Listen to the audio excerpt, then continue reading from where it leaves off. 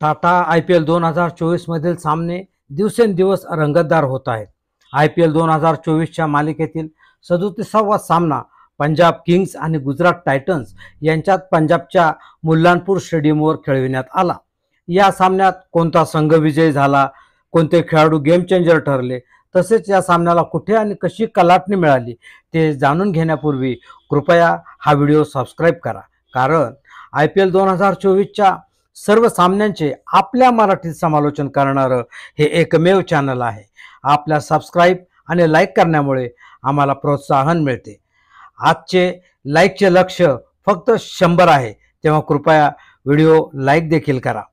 त्यामुळे यापुढे अधिकच रंगतदार होणाऱ्या सामन्यातील रोमहर्षक घटना आणि नेत्रदीपक खेळी पाहायला, ऐकायला आणि अनुभवायला आपल्याला निश्चितच आवडेल.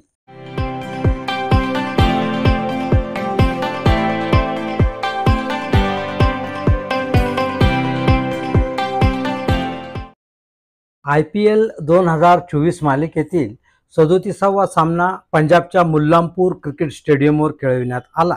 या सामन्यात पंजाब किंग्स आणि गुजरात टायटन्स हे दोन तुल्यबळ संघ एकमेकांच्या समोर उभे ठाकले.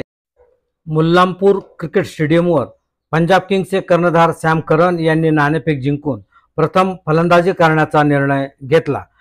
पंजाब किंग्सकडून सामन्याची सुरुवात करण्यासाठी स्वतः सॅम करन आणि प्रभा सिमरन सिंग मैदानात उतरले. या दोघांनी पंजाबच्या डावाची सुरुवात तर जोरदार केली. प्रथम फलंदाजी करताना त्यांनी 52 धावा केल्या. अशाच वेगाने धावा निघतील असे वाटत असतानाच प्रभा सिमरन सिंगच्या रूपाने पंजाब किंग्सला पहिला धक्का बसला.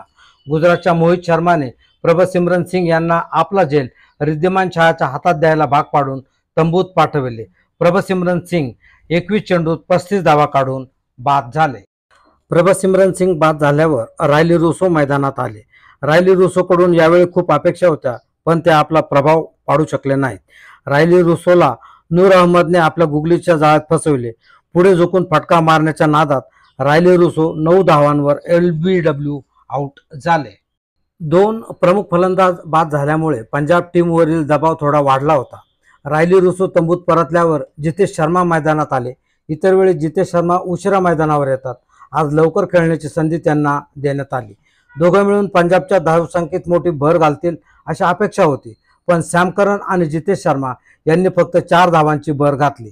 त्याचवेळी सॅम करनला राशिद खानने LBW बोल्ड आउट केलं. 30 धावा काढून सॅम करन तंबूत परतले. सॅम करन बाद झाल्यावर लियाम लिव्हिंगस्टोन मैदानात आले. आता पंजाब संघाचे संपूर्ण मदार जितेश शर्मा आणि लियाम लिव्हिंगस्टोन यांच्या खांद्यावर होते, परंतु यावेळीही लियाम लिव्हिंगस्टोन नूर अहमदच्या जाळ्यात अडकले आणि केवळ 6 धावा काढून लिव्हिंगस्टोन तंबूत परतले. येथूनच मॅच पंजाबच्या हातातून निसटली. यानंतर साई किशोरने जितेश शर्माला बोल्ड केले. 13 धावा काढून जितेश शर्मा तंबूत परतले. यानंतर शशांक सिंग आणि आशुतोष शर्मा पंजाबसाठी धावा वाढवतील असे वाटले, परंतु आज या दोघांचीही मात्रा चालली नाही. आशुतोष शर्मा 3 धावा काढून बाद झाले, तर 8 धावा काढून शशांक सिंहने तंबूचा रस्ता पकडला. यानंतर हरप्रीत सिंग भाटिया आणि हरप्रीत ब्रार या दोघांनी 40 धावांची भागीदारी केली. हरप्रीत ब्रार 12 चेंडूत 29 धावा काढून बाद झाले, तर हरप्रीत सिंग भाटियाने 14 धावा केल्या. हर्षल पटेलला आपलं खातंही उघडता आलं नाही. कगिसो रबाडाने 1 धाव काढली. यामुळे पंजाब किंग्सचा सर्व संघ 20 ओव्हरमध्ये 10 विकेट्स गमावून 142 धावा करू शकला. दुसऱ्या डावात गुजरात टायटन्सने 143 धावांचे हे लक्ष्य अगदी सहज साध्य केले आणि त्यांनी पंजाब किंग्सवर विजय मिळविला.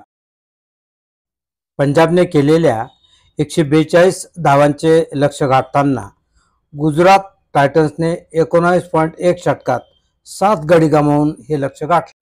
गुजरातकडून शुभमन गिल आणि रिद्धिमान शहा ओपनिंगला आले. पहिल्या 4 ओव्हरमध्ये त्यांनी 39 धावा केल्या. रिद्धिमान शहाच्या 13 धावा झाल्या असताना हर्षदीप सिंगने त्यांना बाद केले. रिद्धिमान बाद झाल्यावर साई सुदर्शन मैदानात आले. दोघांनी गुजरातचा डाव चांगलाच पुढे नेला, पण शुभमन गिल 35 धावांवर बाद झाले. शुभमन गिल बाद झाल्यानंतर डेव्हिड मिलर मैदानात आले, पण लियाम लिव्हिंगस्टोनने त्यांना 4 धावांवरच बाद केले.